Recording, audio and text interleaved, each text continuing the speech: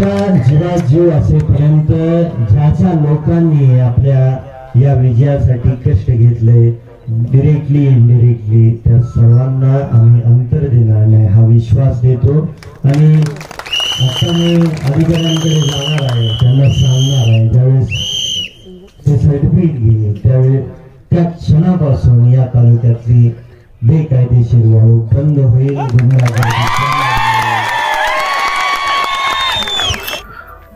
विधानसभा निवडणुकीच्या निकालाच्या दिवशीच आमदार डॉक्टर बाबासाहेब देशमुख यांनी सांगोला तालुक्यातील अवैध धंदे आजपासून बंद होतील अशी घोषणा केली होती। त्यांच्या या भूमिकेमुळे काही जण नाराज झाले, मात्र तालुक्यात शांतता आणि सुव्यवस्था राखण्यासाठी लोकांची नाराजी पत्करून आमदार डॉक्टर बाबासाहेब देशमुख यांनी अवैध धंद्यांविरोधात आक्रमक भूमिका घेतली आहे।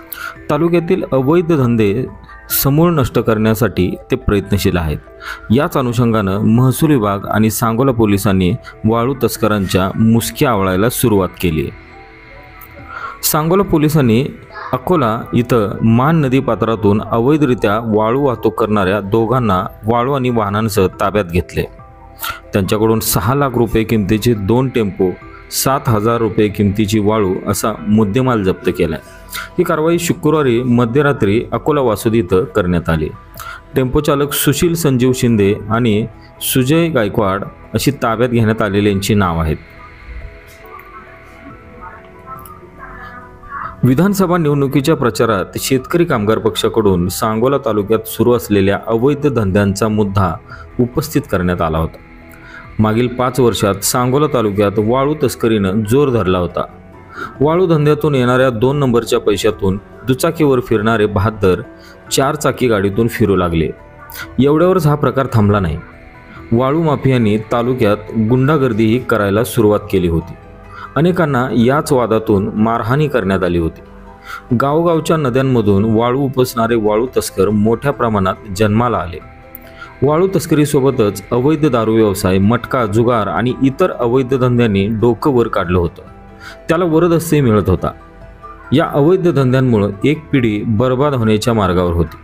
हाच मुद्दा शेतकरी कामगार पक्षाकडून प्रचाराचा मुद्दा बनवण्यात आला। तालुक्यातील शेकडो तरुणांना वाळू उपसा करायला लावून त्यांचं आयुष्य बर्बाद केलं जात असल्याची टीका डॉक्टर बाबासाहेब देशमुख यांनी निवडणुकीच्या काळात प्रत्येक सभेत केली होती। त्यांनी अत्यंत तळमळीनं आणि आक्रमकपणे मांडलेला हा मुद्दा मतदारांना भावला, कारण तालुक्यात गावोगावी होणाऱ्या वाळू उपशाचा त्रास तेथील स्थानिक ग्रामस्थांनाही सहन करावा लागत होता। नदीतून वाळू उपसा करणारी वाहनं आडमार्गानं शेतकऱ्यांच्या रानातून नेली जात होती। एकीकडे बेसुमार वाळूच्या उपशामुळे नद्यांचं मोठ्या प्रमाणात नुकसान होत होतं, तर दुसऱ्या बाजूला मिळालेल्या पैशातून गुन्हेगारी बोकाळत होती। याच वाळूच्या मुद्द्यामुळे निवडणुकीत मैदान तापलं आणि सुजाण मतदारांनी सांगोल्यात सत्ता परिवर्तन केलं। विधानसभा निवडणुकीच्या निकाला दिवशीच तालुक्यातील मतदारांचे आभार मानताना आमदार डॉक्टर बाबासाहेब देशमुख यांनी अवैध धंद बंद करण्याचा निश्चय केला आणि तिथूनच प्रशासन कामाला लागलं। मात्र तरीही खोलवर रुजलेला हा वाळूचा काळा धंदा लगेच बंद होण्याची चिन्ह नव्हती। आमदार डॉक्टर बाबासाहेब देशमुख यांनी नागपूर येथे झालेल्या हिवाळी विधिमंडळाच्या अधिवेशनात वाळूचा मुद्दा आक्रमकपणे मांडला होता। मागच्या 5 वर्षापासून मान, बेलवण, कोरडा, अप्रूपा नदीपात्रामध्ये मोठ्या प्रमाणात बेकायदेशीर वाळूचं उत्खनन केलं जाते। त्यामुळे पर्यावरणाची व भूजल पातळीची मोठ्या प्रमाणात हानी होते। त्याकडे प्रशासकीय अधिकाऱ्यांचं दुर्लक्ष आहे आणि दुर्लक्ष असल्या कारणाने शासनाचा कोट्यावधीचा महसूल बुडत आहे। त्याचबरोबर वाळू उत्खनन व इतर बेकायदेशीर व्यवसाय चालू असल्या कारणाने त्या सांगोला मतदारसंघामध्ये गुन्हेगारीचं प्रमाण वाढत आहे। तर माझी शासनाला आपल्या माध्यमातून विनंती आहे की वाळू उत्खनन आणि अवैध व्यवसाय लवकरात लवकर बंद करावेत आणि कायदेशीररित्या बांधकामासाठी गोरगरिबांना वाळू उपलब्ध करून द्यावी।